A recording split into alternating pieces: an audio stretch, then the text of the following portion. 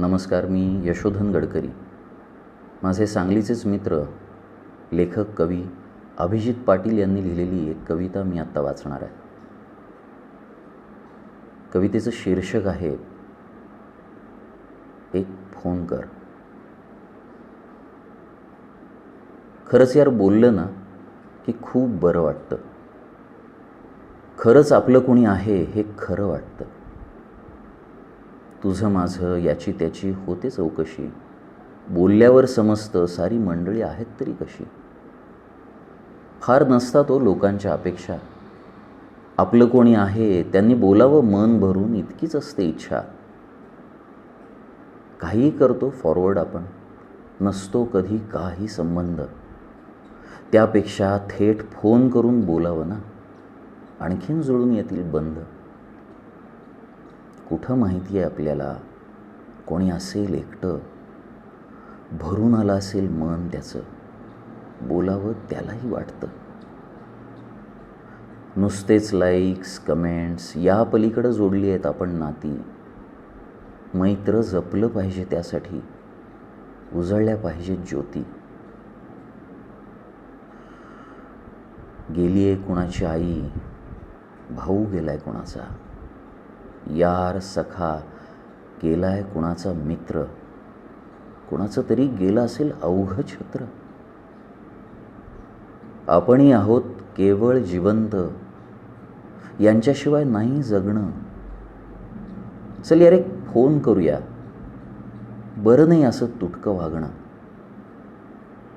संकट येतील, संकट जातील, धीर द्यायला हवा.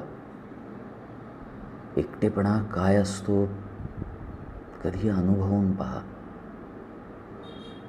आपण नाही लोखंडी लाकडी, नाही आपण पुतळे, आणि नाही आपण काळीजच नसणारे केवळ मानवी सापळे.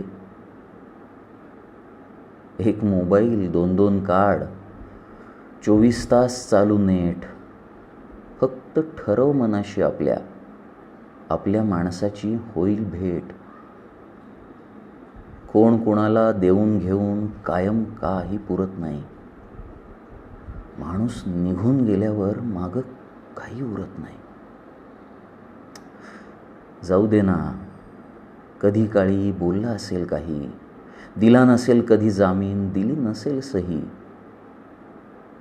आता ती वेळ नाही आणि नको तो राग. माणूस आहोत यार आपण, माणसासारखं वाग. त्याला असेल नसेल गरज पैशाची, कदाचित आपण करूही शकणार नाही मदत कशाची.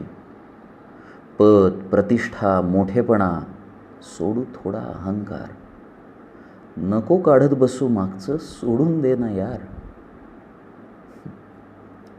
जर वाटत असेल खरोखरच तर जरूर मनाशी एक धर. अरे आपलीच आहेत माणसं सारी.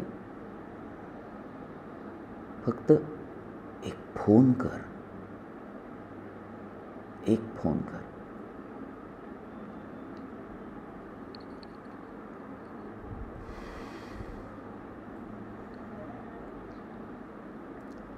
धन्यवाद.